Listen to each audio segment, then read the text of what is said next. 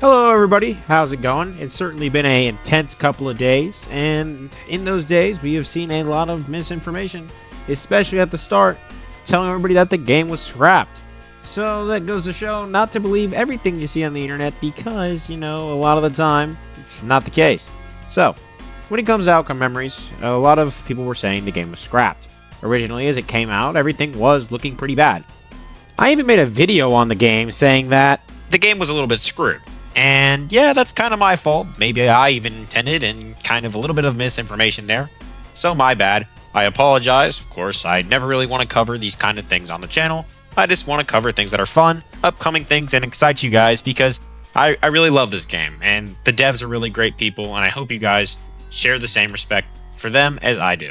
But regardless, as I was saying, yeah, misinformation's been a bit of an issue on Outcome Memories. And things like this can get thrown around. Even now, you can even see in-game announcements, I'll put up here, people saying that Lord X was scrapped as well, which is a more recent case of people just throwing around random stuff.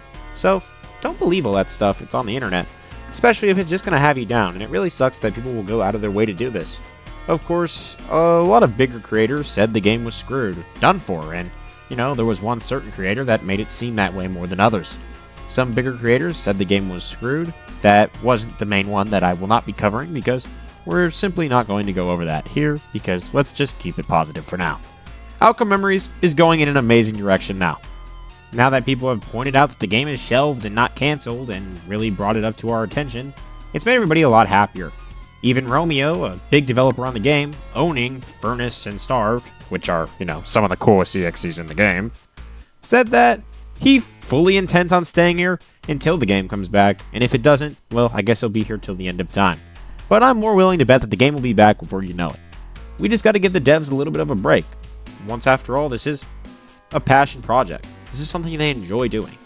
They don't do this for monetary value, because they literally cannot get monetary value. These are Sega characters. They're doing this for us. So I have a lot of respect for that. And honestly, I support them taking a break. Some of these people are teenagers. I mean, it wasn't too long ago when I went through that time, and yeah, it can be pretty stressful, especially wrapping up school and such.